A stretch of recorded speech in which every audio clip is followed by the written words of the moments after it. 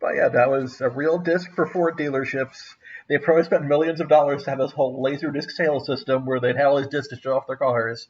And as far as I can tell, it stopped in the early '80s and also started in the early '80s. So yeah, but and that was still the tail end. They call it Disco Vision. They launched this as Disco Vision in the '70s, and yeah, that got dated very fast. Apparently, called it that. They designed the name before disco as a music style became popular. So it's kind of an unfortunate coincidence for them. But anyway, so our playing today is a game called Mystery Disc Number One: Murder Anyone, from a company who, as far as I can tell, only put out two of these mystery discs and went under. And let me link one couple of things here that might be useful. There are printed instructions, though everything is also on the disc. But the instructions did include a couple of maps that might be useful for referencing. I call them alibi maps, so let me give you guys links to those. Here's one of them.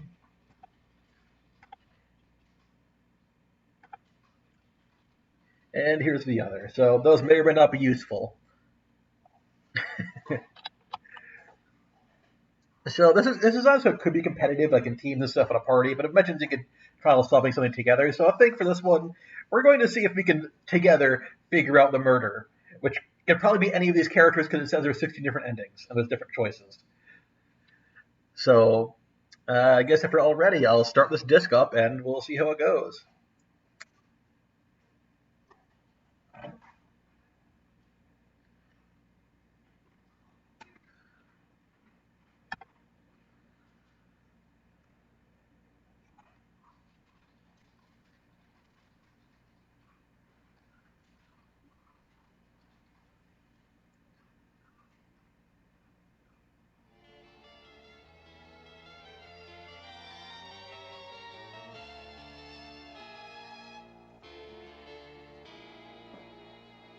Sissy, that diamond necklace you were admiring.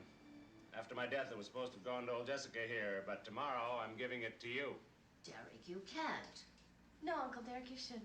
Also, tomorrow morning I'm changing my will. I thought my dear wife would be surprised, and you, little brother. I also thought I'd call in an auditor to go over the books. That's all right. Hi, Miss May. I might decide to call in the police, just for a little chat. Or maybe the newspapers. They enjoy a good scandal. Hell, I might do any one of a number of things come tomorrow. Just thought I'd give you all fair warning. I'm heading upstairs. If any of you want to talk about it, that's where I'll be.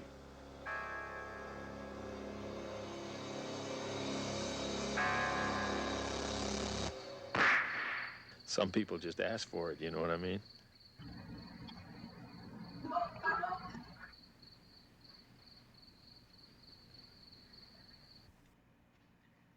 There, yeah, it wants me to have the frame display on. Yeah, no, they give everyone motivations because I think for each ending, one of them is a murderer. So, all right, I guess I'll read the stuff on screen. So, Derek Reardon has been murdered. With the help of private detective Stu Kavanaugh, you must discover the murderer, the motive, and the method. Yeah, it's a very clue-inspired thing from the sounds, man. I haven't actually played it. I kind of like looked through to make the disc is working fine. And one thing to note is that detective, who is the main character, he is played by the guy who is the principal in the Breakfast Club. He's probably the only person to recognize out of this. There are suspects at large about the Reardon estate. It's up to you to learn their names and recognize their faces. Players may take notes throughout the game. There are characters you need to know. These are the characters. So, Derek Reardon, deceased, 51, financier and businessman, known to be ruthless in business and personal life. There he is. Elisa Reardon, wife of deceased, 29 or 32, depending on whether you believe her birth certificate. Previous occupation, small-time actress.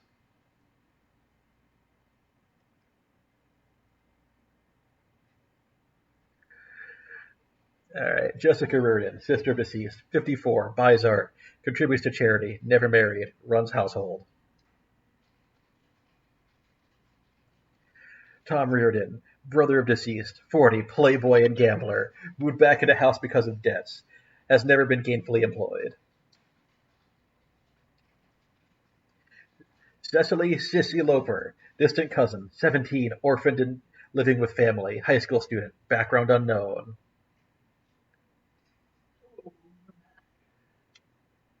There she is.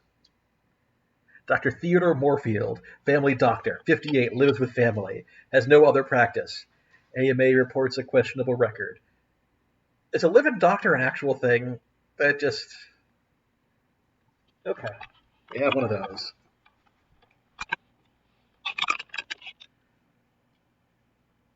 There he is. Thomas Pembroke, butler, 48, employed at house for 2.5 years. Good references, but never checked out.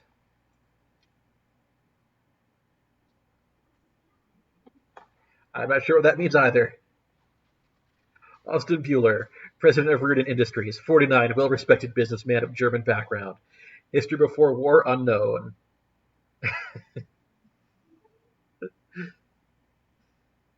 Maybe the rest were like good on paper, but no one ever actually called a check.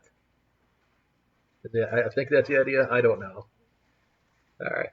Elena Crane, private secretary of the deceased, 31, employed for 4 years. Occasionally stays at home, seems a reliable observer. Stu Kavanaugh, private detective, raised in New York slums, worked his way through Harvard, specializes in wealthy clients. There he is. Maxine Blair, Kavanaugh's assistant, was an editor for Vanity Fair till Kavanaugh lured her away. Efficient, dedicated, underpaid, single.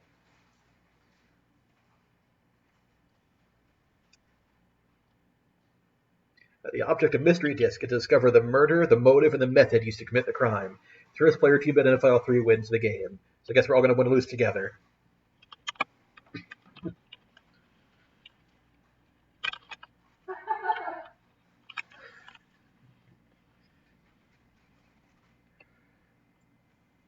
Alright. You control the progress of MysteryDisc by making choices between alternate paths. Each path you choose will lead to a different solution. It is essential that players be thoroughly familiar with operations as a video disc player. I know how to use this well enough. So let's skip through that. At the end of each scene, you will be instructed to press frame display. This is necessary for playing the game. Players may choose to leave their frame display on throughout the game, which I think I'm probably going to do. If you played MysteryDisc before and understand the rules you should play, choose path number 1 or 2, then search chapter 2. You guys don't know how to play this, so keep going. After each motion picture sequence in MysteryDisc, the video disc will automatically stop at a decision point. At each decision point, follow the instructions given. At the decision point, you will do two things. First, you will be instructed to search for the next chapter of the storyline. Second, you will choose between alternate paths. Players or teams will take turns choosing between path number 1 and path number 2 at each decision point. Yeah, let's take kind of votes in the chats here what I want to do for these. All players must keep track of all choices of paths made at decision points. Paths are always numbered number 1 or 2. The storyline number is a combination of the paths chosen. It will always be made up of 1 and 2s. After the first decision point, the storyline number will either be 1 or 2. After a second decision point, the storyline number will be a 2-digit number.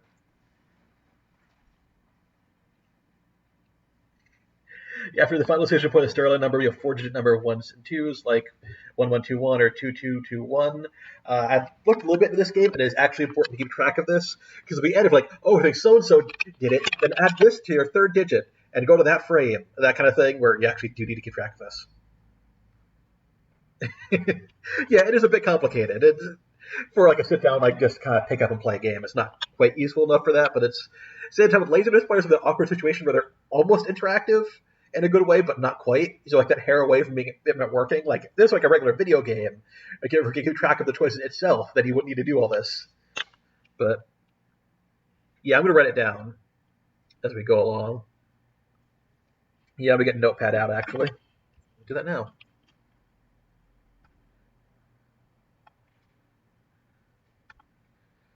All right, let's go to the next frame.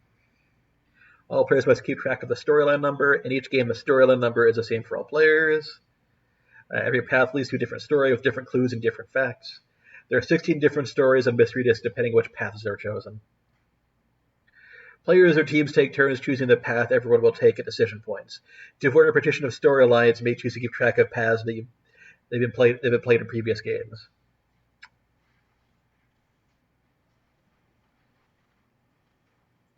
Yeah, I can also wait a minute. There aren't too many people in here. All right, important. Do not access any frame or chapter unless it indicated or screen during the game. Anytime you lose a place, consult the printed insert in your desk jacket. We're now ready to play.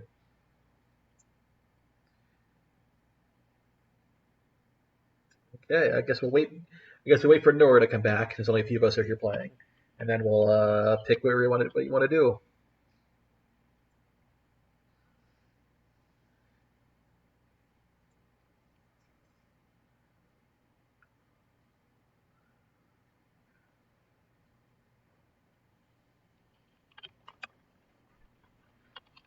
I don't think I'm supposed to search chapter 2 yet. I think that was kind of... Yeah, it doesn't want me to search chapter 2 yet. Like, I don't know why it tells you to search there now.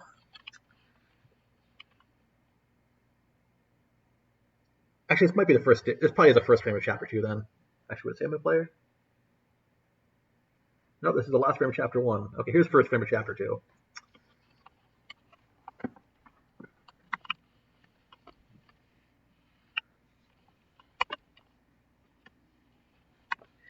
Yep. So yeah, you get different clues from the different soundtracks. I mean, different voice recordings.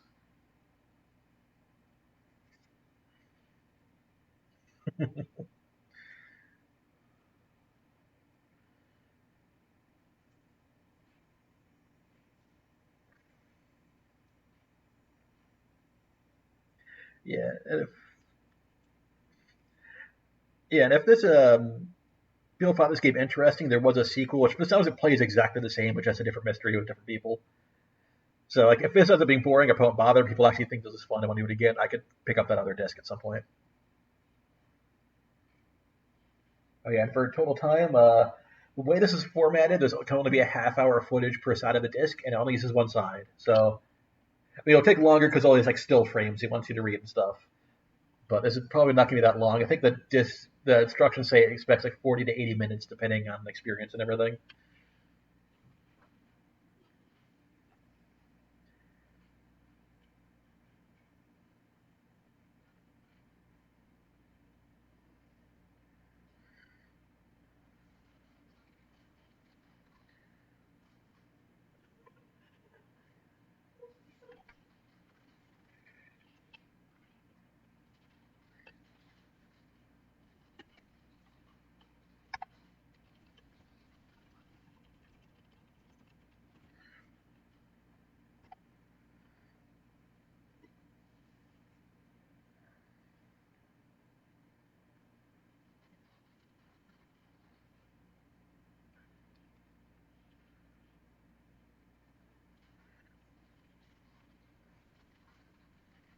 One weird thing is this wasn't just on Laserdisc. They also made it for a competitor called the CED Video Disc, which is movies on vinyl, which you could technically do poorly. The only weird thing is you couldn't auto stop, at least on most players or anything like that. All the stuff I think this game uses, like it's only one soundtrack and stuff. So I'm kind of curious how they did that. May have to use both sides of the disc and other things like that to make up for it. But I haven't seen much info about that version.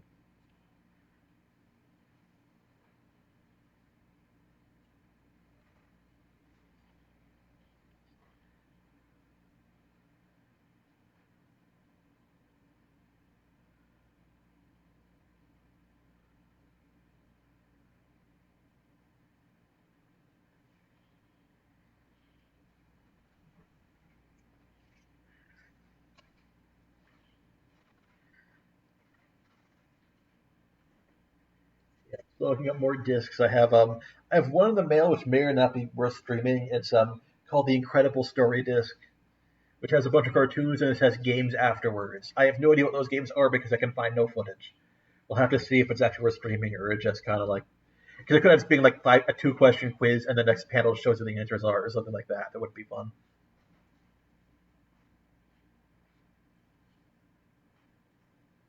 It did.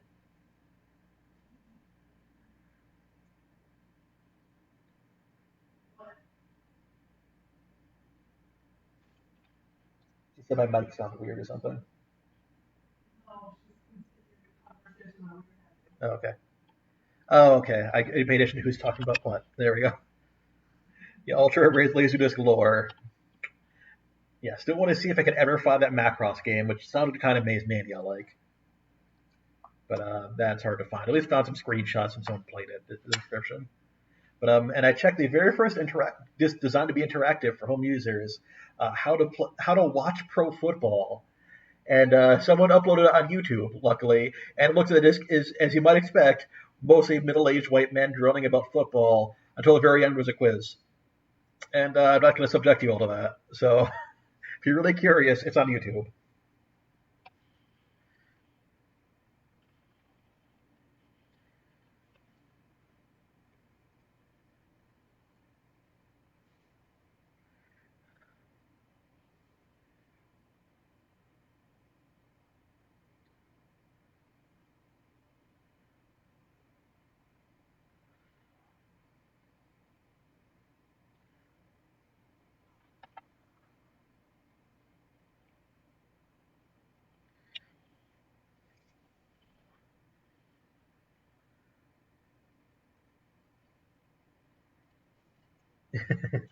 It was actually like hard football questions. Like I'll show you some footage, and then be like, "What theory of defense is they using in this play?"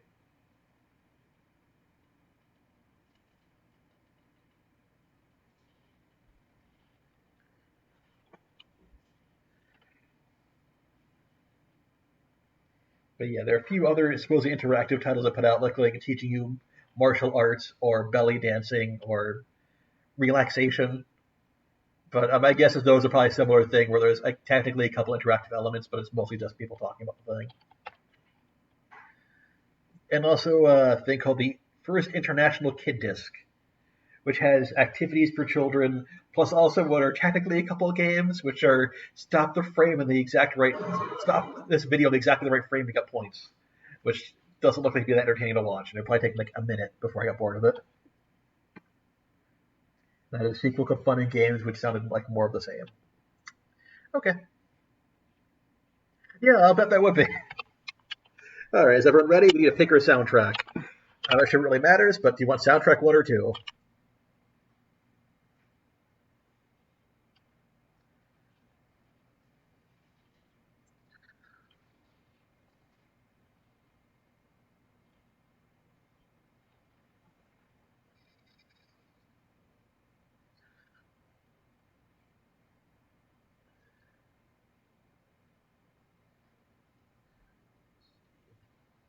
Does anyone care, or should I proceed with soundtrack 1?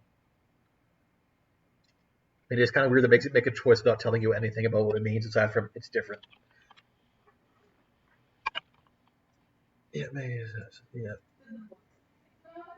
The book didn't. The idea is it could be replay. If you played it through once, you can switch the soundtracks, get a new game essentially. So I don't think it's really. It will have different murderers, but it's not really much more than that. It tells us. So, all right, we're doing number 1. Let's play this. Hello, Sport. I'm Stu Kavanaugh to see Jessica Reardon. You with the police? No, I'm Private Dick. The butler's in the library with the doctor. The victim was Derek Reardon, financier, apparently shot in his own bathrobe in his own room with his own gun. Next morning, the police were gone. The household was doing its best to return to normal. I'll see you on the court. Don't be too long. You know, it might have been a suicide or an accident. Cleaning his gun?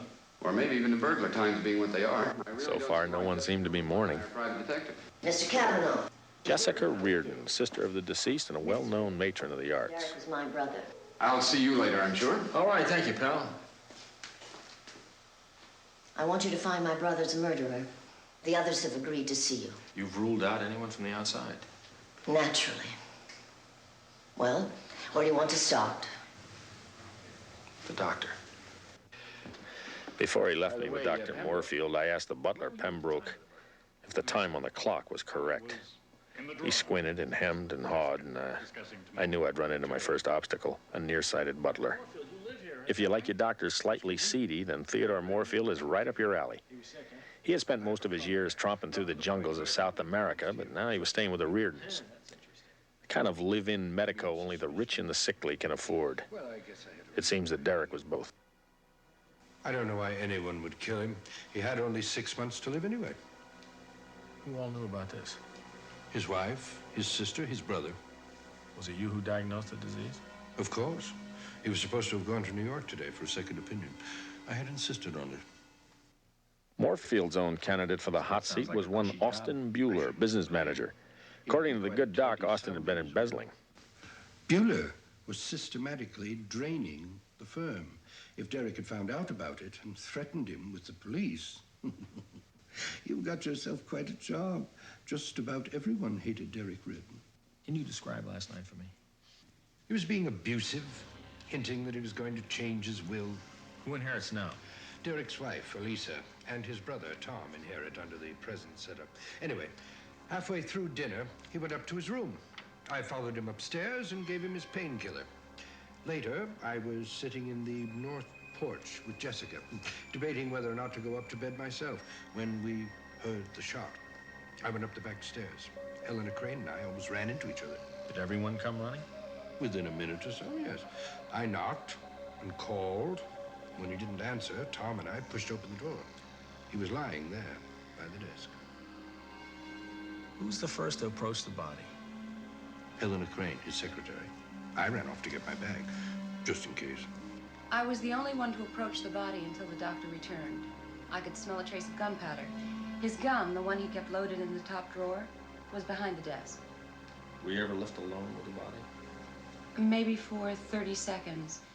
Helena Crane. I'd never met was anyone his less like a private Helena and more like a Crane. Tell me a little about the But she seemed to have been devoted to him. I guess that counts. Although she wasn't too easy on the rest of the family. Don't ask me why. If I were you, I'd talk to his widow, Elisa. I intend to. She inherits, you know. That's a motive. It certainly is. Then there's his brother, Tom. He's a bit of a ne'er-do-well, and there's never been any love lost between them. And he inherits, too.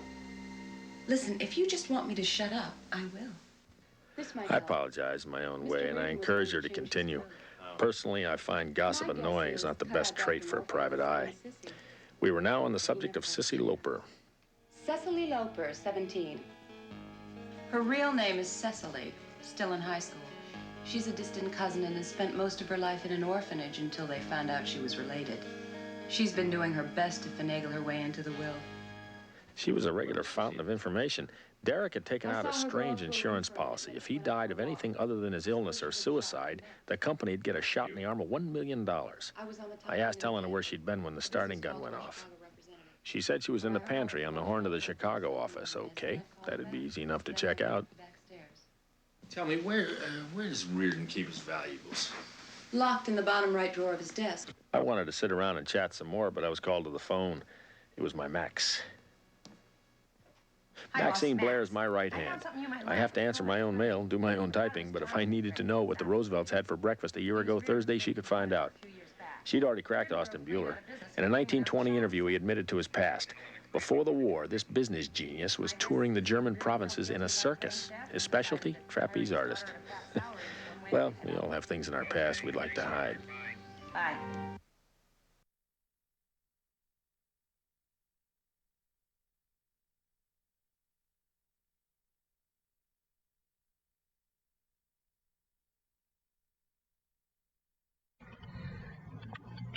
Let's go to, it's chapter 3.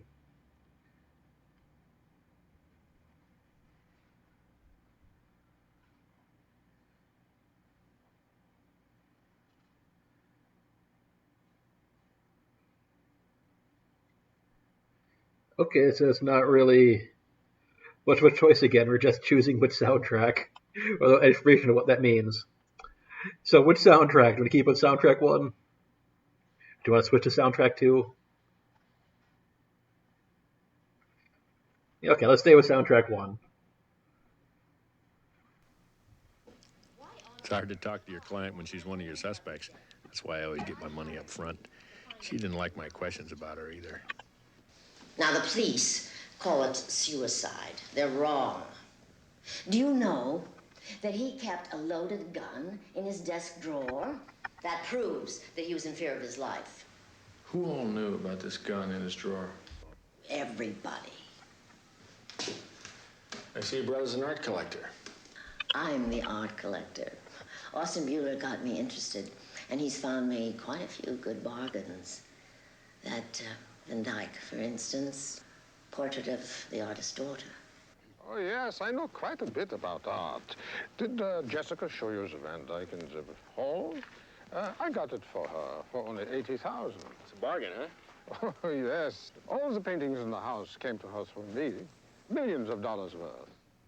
I'd heard that Austin was the last person to see Derek alive. He confirmed the rumor. Derek had gone up to his room at 6:45. He and Austin had a meeting scheduled for 7. When Austin went up to see him, Derek complained of being too tired. And so we postponed the meeting. I left his room at 7:05. And he was still alive? After I left, he spoke to me through the door. Pembroke was right beside me. Derek said he didn't want to be disturbed. It was about 3.5 hours later when we heard the shot. I was in the North Porch with Jessica and the doctor. Remember, here, this is something I haven't even told the police. This is for you. But Derek Reardon and little Sissy were having an affair. The 17-year-old? Disgusting, but true. When he wasn't sneaking into her room at nights, she was sneaking into his. Were they planning to get together last night? I don't know. They don't publish it. Now it was time to hear Pembroke's alibi. He'd been in Elisa's room going over the household accounts. Elisa heard a noise outside. She sent Pembroke to look around. Pembroke was out on the grounds under Elisa's window when they heard the shot. It was all very convenient. Elisa says she saw Pembroke standing outside.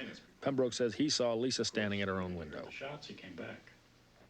You needn't fish, Mr. Kavanaugh. Yes, I knew about my husband's indiscretions. About Sissy? What could I have done? Despite her appearance, Elisa wasn't having an affair herself. She didn't even marry Derek for his money. In fact, she asked for a divorce without alimony. For a woman, that's character. Much of my information about Elisa had come from Derek's brother. Tom and Elisa used to sit in the parlor and play gin. Platonic friendship. She'd tell him her troubles, he'd tell her what card to play. You benefit by his death, don't you, old sport? Everyone benefits. But I inherit, yes, so do Jessica and Elisa. And where were you last night? I was helping Sissy with her homework. Oh, where? There's a schoolroom on the 3rd floor. You were both there at 10:30. She's quite a bit behind, and her exams start Thursday. What were you studying? Algebra. You're pretty handsome for a detective. Oh, not really. We're a fairly handsome lot. As tempting a piece of jail bait as I'd ever seen. And we were just becoming friends. I decided not to waste any time on Sissy. That's the worst part. She did tell me she was the first to arrive at the scene of the crime, and normally that'd make me suspicious. She didn't have any motive. Derek had told everybody he was planning to change the will in her favor. She told me how much trouble she was having in school and how good Uncle Tom was at math because he was so good at cards. And I left to make a phone call. Give me all you got, darling. I need it. Poor baby. He was shot once in the stomach from very close range. That does away with suicide. Why? Men don't shoot themselves in the stomach. It's like people who wear glasses. They take them off before they jump out a window. Huh. The things you learn. Look, old man. There's something confidential you ought to know. What's that, pal? Helena Crane is pregnant. How do you know? I'm a doctor. Who's the daddy? That she wouldn't tell me. Somebody in the house? Quite possibly. Don't look at me. Well, I guess the police checked the ground underneath the window for the footprints and everything, huh? First thing. And? Nothing. I don't suppose the rain might have washed No it? rain. No rain? No rain. No rain. There had been several household accidents of late. A tile fell from the roof, almost hit him. There was a small electrical fire in his bedroom. Derek became very nervous. He said that he knew someone was out to kill him, but he wasn't going to sit still and wait for it to happen. Did you believe him? At the time, they just seemed like accidents. But of course, he is dead now, isn't he? I asked Bueller what he knew about Derek's womanizing, and I got a very interesting answer. According to Bueller, Derek had kept a diary of all his conquests. a very explicit diary which he kept locked up in his bottom drawer.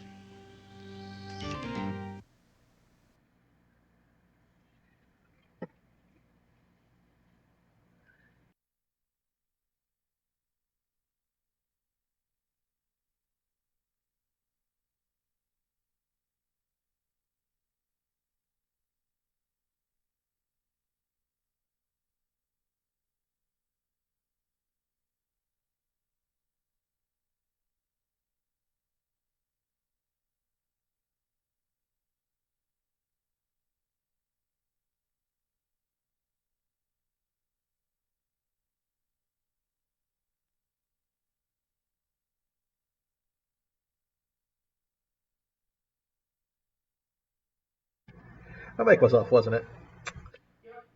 All right. Anyway, but yeah, I'm just saying, doesn't look like these choices are real choices. It just pick your random path, which that's good in the game. So, do you want to stick with one or two? Which do you think is pure pedophile stuff?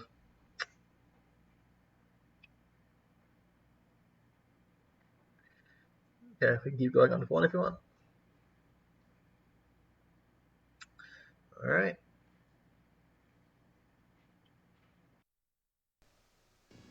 I asked Jessica about the household accidents. The police thought they were accidents, but Derek was afraid for his life. He was suspicious of almost everyone.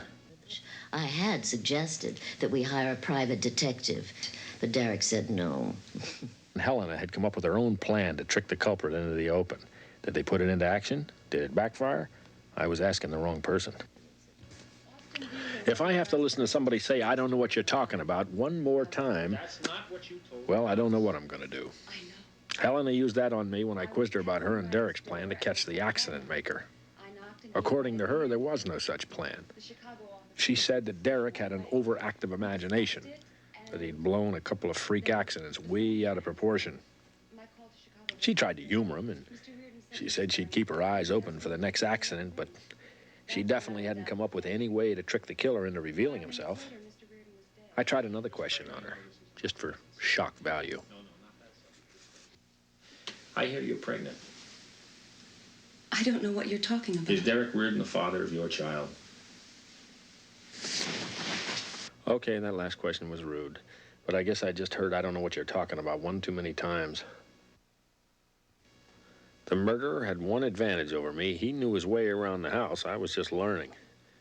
Derek's bedroom opened onto a private gallery. The windows along the gallery there were always locked, but there was a door at the far end. From the dust on the sill, I could tell it hadn't been opened for some time. I picked up a tourist, but to tell you the truth, I was kind of glad for the company. The gallery connected Derek's room with Elisa's room. A cheery domestic place, nicely cluttered. This is where Elise had been standing at 10:30, staring out the window at Pembroke. Sissy was also beginning to play detective. Do you think someone climbed up the wall and got in through the window? His window was open. There were no footprints underneath. So what do you think about all the paintings in this place? Oh, I guess they're okay. Uncle Derek had some man come in last week and look at them. Made me promise not to tell anyone he'd been here. You know, I couldn't figure this one out. Eleanor was with him, right? Why would Derek bring in an art expert? And why wouldn't he want the others to know about it? She told me.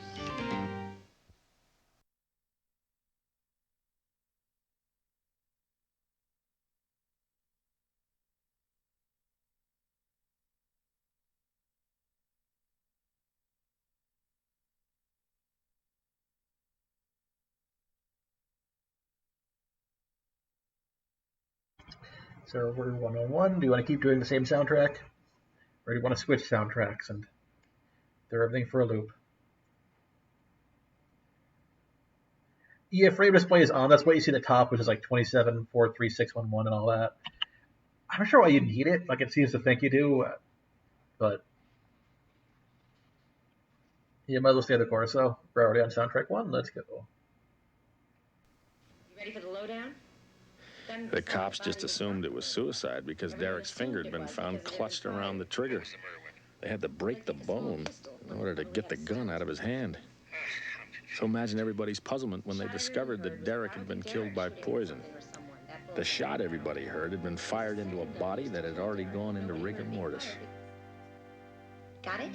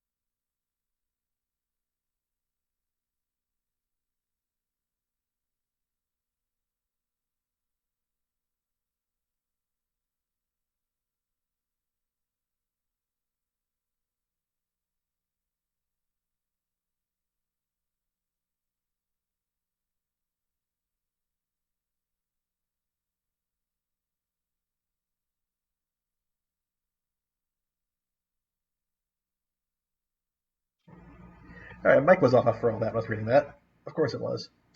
All right. So your storyline number is just 1111. So now you must consult the investigation file directory for the murder motive and method. Players or teams will take turns requesting one item at a time from the investigation file. The directory beginning of the file will allow players to call up clues they want to see by frame number. You can make an accusation. You must identify all things. Yeah, this is not a very good maybe something in the file tells you more information. I mean, for method, we know not actually shot. That's like the one thing I know for certain. And they seem to go out of the way to like talk over everything Sissy said and make sure you know it's not her in the story in this arc. Yeah, we're not losing a turn doesn't really matter. So we accuse. You locate the accused frames from the directory. Okay, if you call up the accused frame, be given step-by-step instructions for making an accusation. Desperation. The desperation frame reveals the location of pertinent clues to solve the mystery in any given storyline. You will see the frame number of one or two desperation frames listed on each list of clues. A desperation frame cannot be called up unless all players agree that they're in desperate need to help solve the mystery. Now make sure they have correctly written down the storyline number. We did that, 1111. Use the next 3 frames to locate your investigation file directory.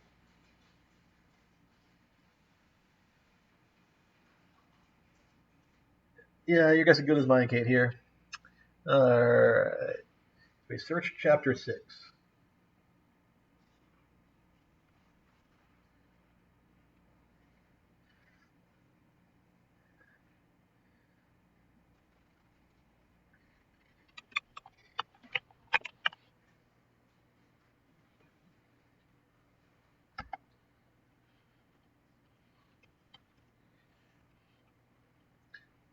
Alright, so it looks like we get to interview people if we want to. Or, okay, there's I guess a one-page interviews with people. If you want to talk to any of them, let me know and I'll search up the number. What are their next 2 frames? We can search a room, search a wastebasket, search the telegram, appointment book, 2 desperation frames. See, crime scene, alibi map, research, exterior photo, autopsy report, and desperation frames.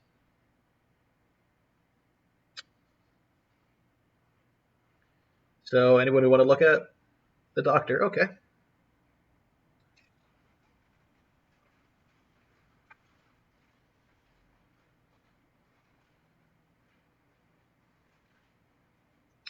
Okay, Dr.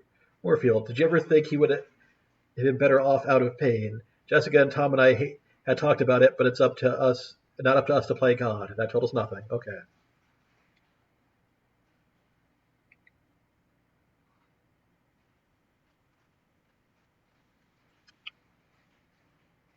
Okay, search Elena's room. Okay, let me do that. Put that under.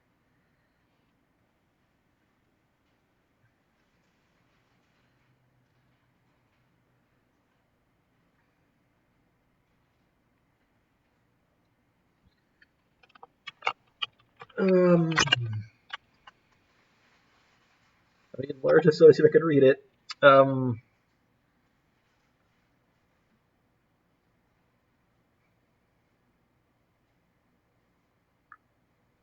Okay. Not sure what that means. Okay, we can do that.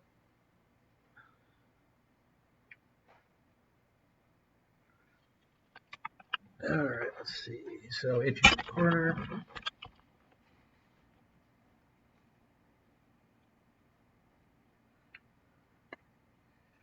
Could the poison have been given at dinner or by a hypodermic needle after dinner? No, Reardon would have been dead within 30 seconds.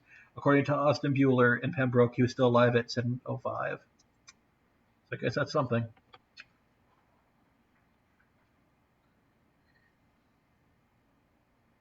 Okay, murder room search.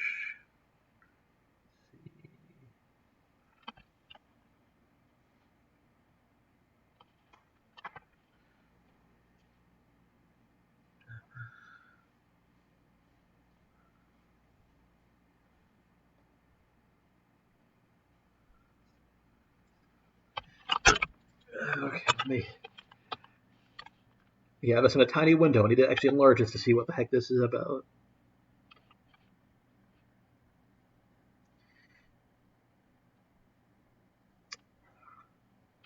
I have no idea if that's even slightly relevant. So let's go back to chapter 6.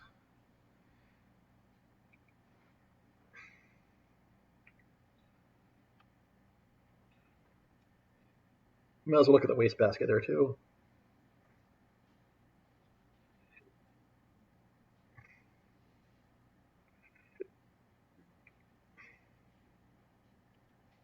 Traces of cyanide found on a wrapper. Okay, well, we know her method.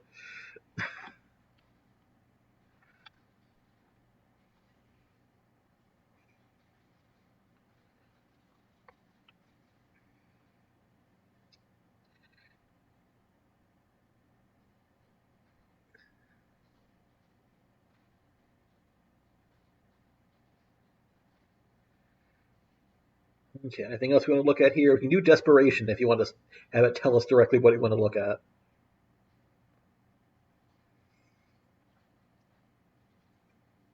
Or we can try our best with, we can look at more things or try our best with, doesn't tell us where to go for the end, does it?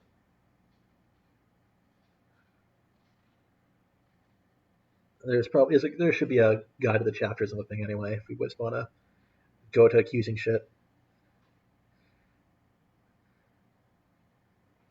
So is anything else anyone wants to look at here? Let's see what that telegram's about.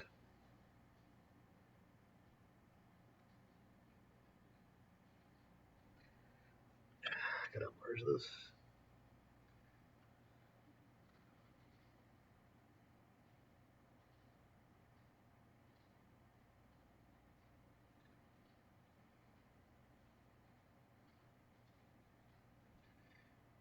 Okay, Austin was a trapeze artist.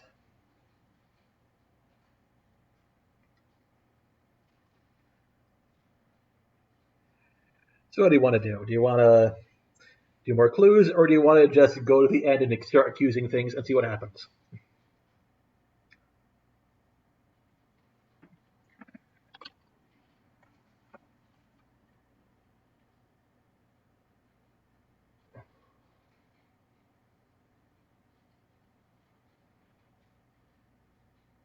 Okay, the directory.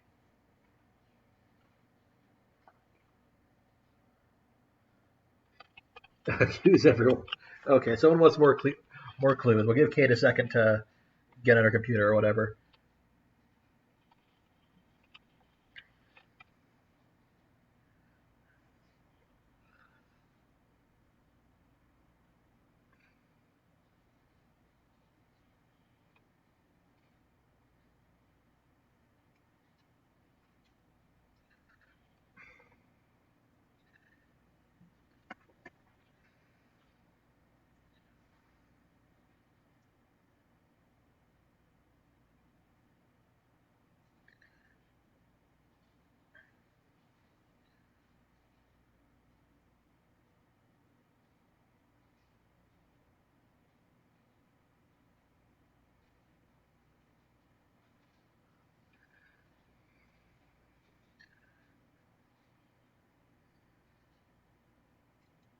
It's saying the accused frame should be desperation.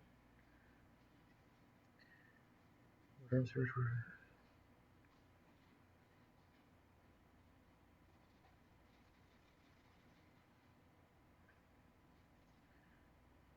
Yeah, I'm not sure where you actually accuse things. It says it should be on. Look at the instructions here. Let me see what it was.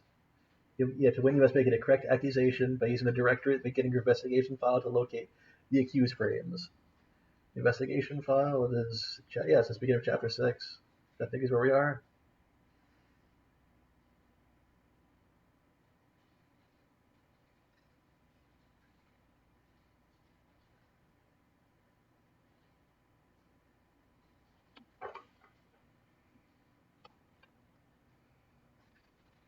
Yeah, it's gonna.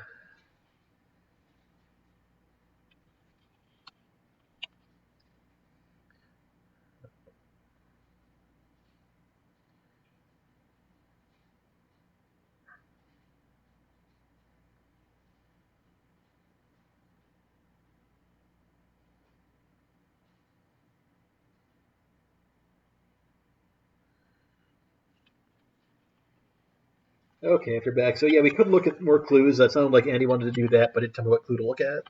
We can also look at the desperation frames where it tells us what clues actually matter.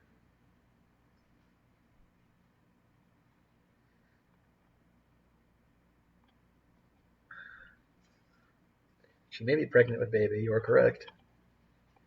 Yeah, I'm not sure where the fuck the accusation frames are though, because it tells me it should be right at.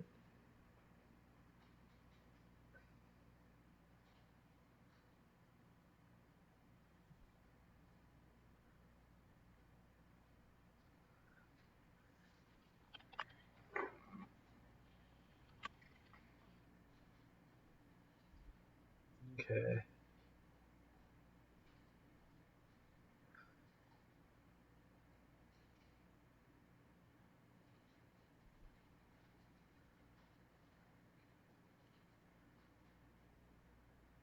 Yeah, it's saying here it should tell me how to get to the accusation thing, but I don't see it here at all. But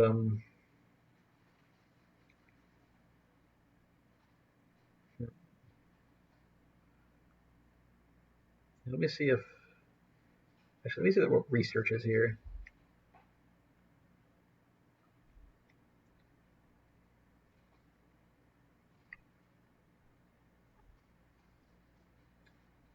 Okay, to what rigor mortis is. That's not very helpful. Chapter 6.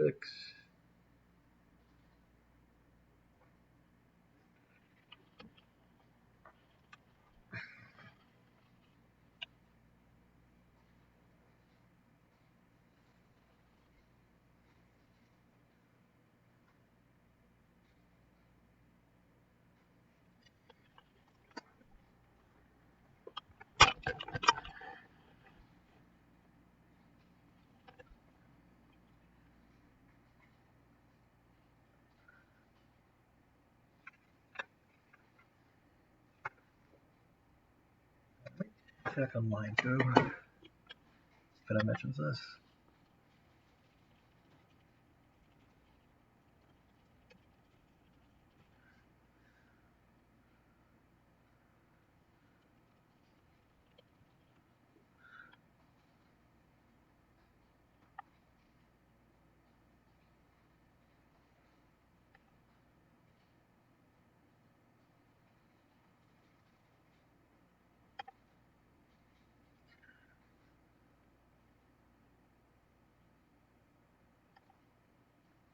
Maybe just after this. I'll go a couple frames and see what happens.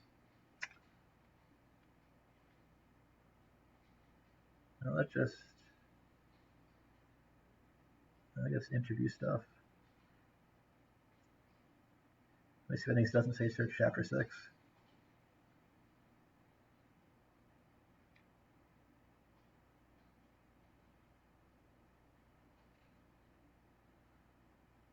No, that's a different thing. I should tell you something where things are, Ripley.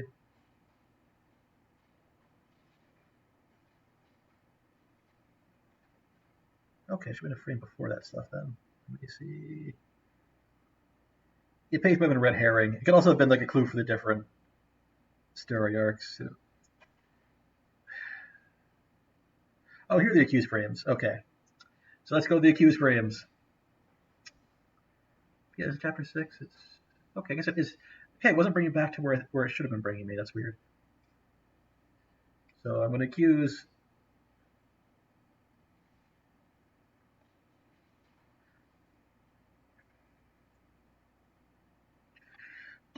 Okay, so we're doing. What are we doing? Helena? Okay, so I'm about to do some math here.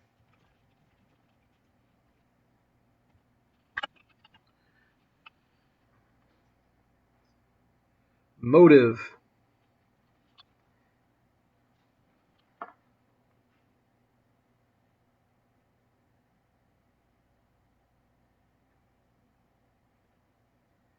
What are we doing for motive?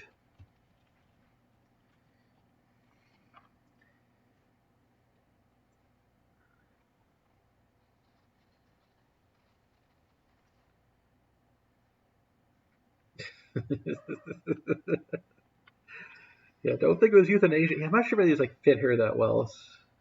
Because was she getting any inheritance? After what her Private secretary.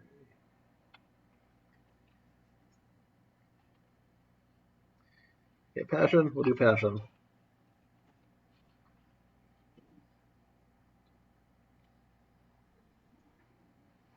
Method.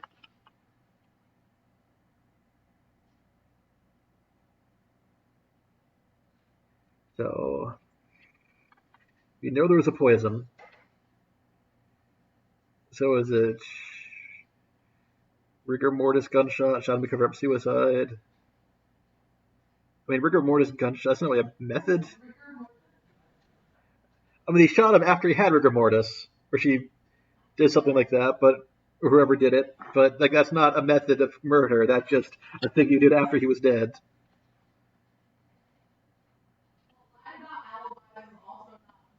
Yeah, that's really strange. I mean, rigor mortis gunshot, I guess you know, is a true statement. Maybe go with that. Yeah, this doesn't make any sense. Yeah, I'm gonna go with 9. So let's go to the next frame. Okay.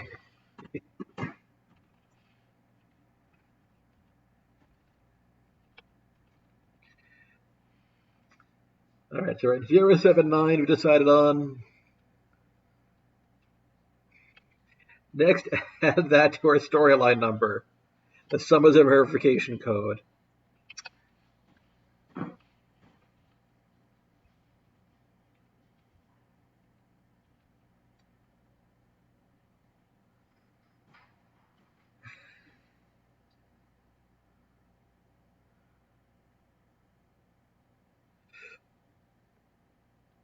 Okay, it's weird because that's that 9, so I guess it'd be 1190. I'm assuming it wants us to just carry the 1.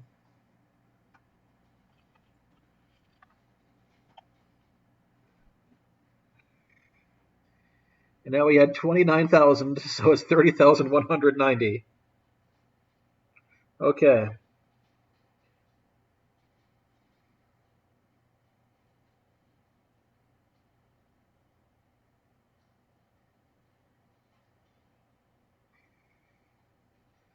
Or should we 31? Okay, let me clear that and try it again.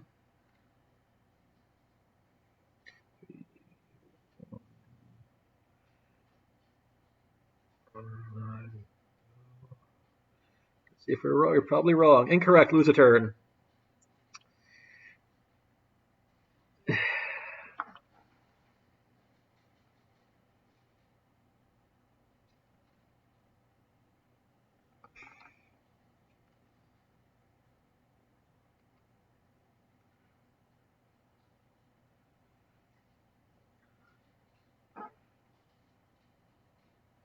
Okay.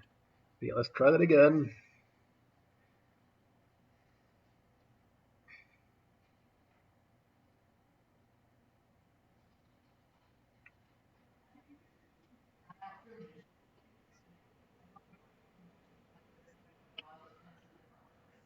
Yeah.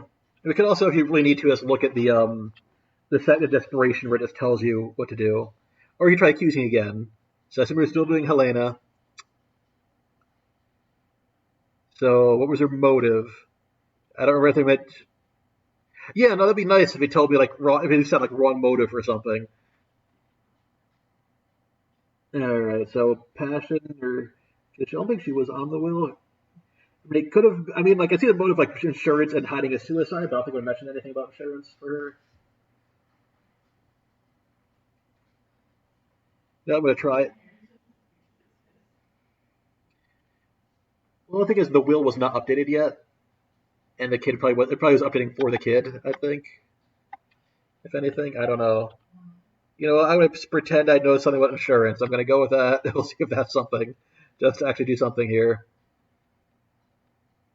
And 7.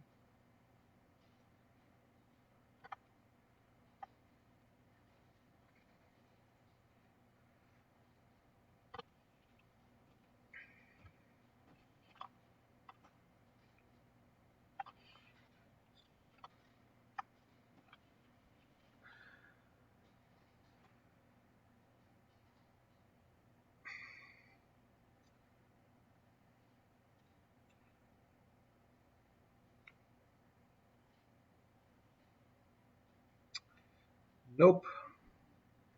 Alright, I'm gonna go the desperation frames, see if we can get any hints.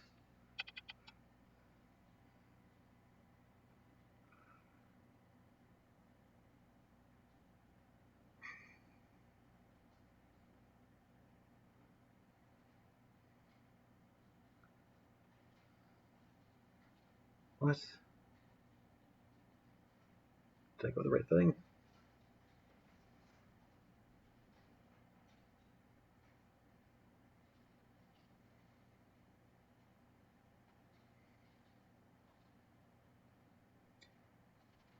Yeah, that was...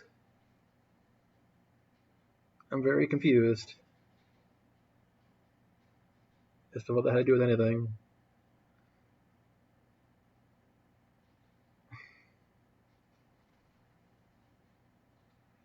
Okay, the telegram's important, I guess.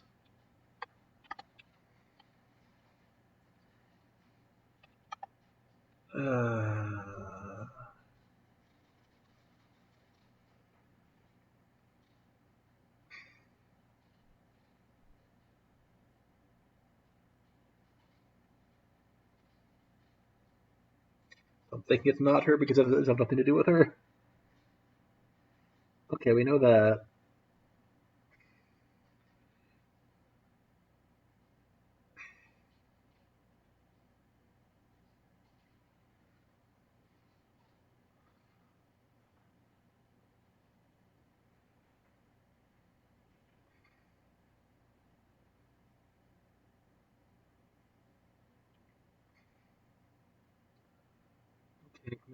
Okay, let's try.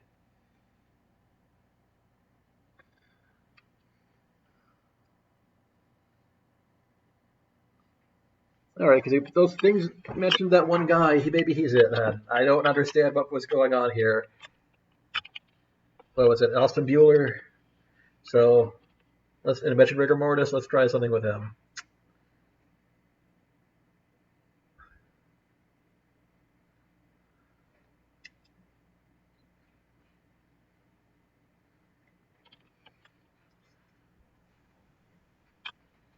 Okay, I'm going with 8 because he was just mentioned on the thing it said was important. Let's start.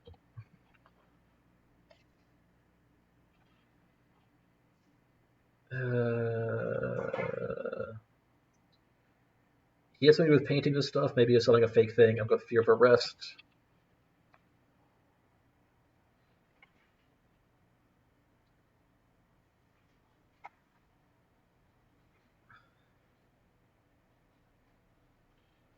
And I don't even know what Rigor Mortis. These are such weird things. Alright, let's try this.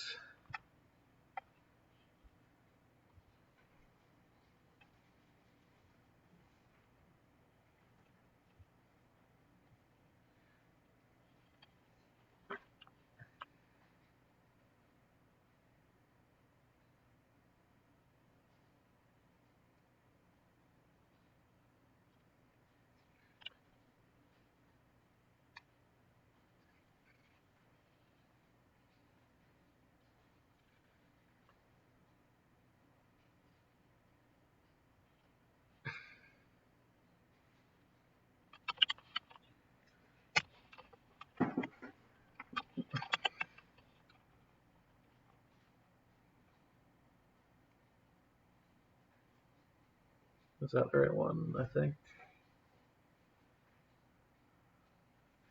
Let's go there, see if that was it. Okay, I got it.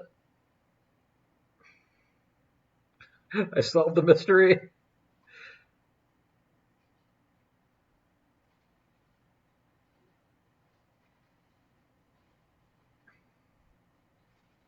Okay, so Austin did it which we know because the Inspiration Frame told me so, and Fear of Arrest because I couldn't figure anything else, and Rigor Mortis Gunshot because that's not actually a method of murder, but it's a thing that happened.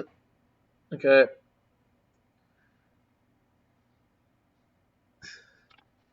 I guess that makes sense. Yeah. Okay, let's go next frame. Austin Bueller was part of an art forgery ring and for years had duped the readers into buying fakes. Derek found out about this and had to die. After trying several accidents, Austin poisoned Derek in his room, sat the body up in a chair and put the gun in Derek's hand, the muzzle propped up to his heart. Austin then used his ventriloquist skills to make Pembroke believe Derek was still alive and didn't want to be disturbed. But rigor mortis said 10 hours later, Derek's finger tightened around the trigger and fired the gun. The recoil knocked the body out of the chair. The inventiveness of his crime made Austin famous. He was executed in 1937, but his story was later made into a motion picture starring Eric von Stroheim. Okay, that probably was happening that long ago. Okay. That's it. That's our ending. Congratulations, everybody. We did it. Use of ventriloquist skills to make it sound like a guy was still alive, because that apparently means he can make it he can sound like the guy and throw his voice that far. Okay.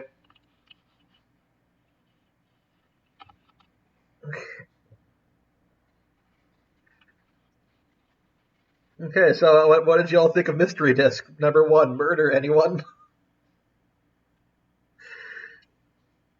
Yeah, this has some interesting leaps of logic. And I feel like that guy's storyline is one talked about the least of all the possibilities.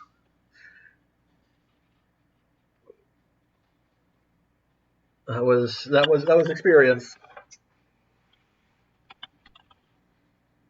It was something, yeah.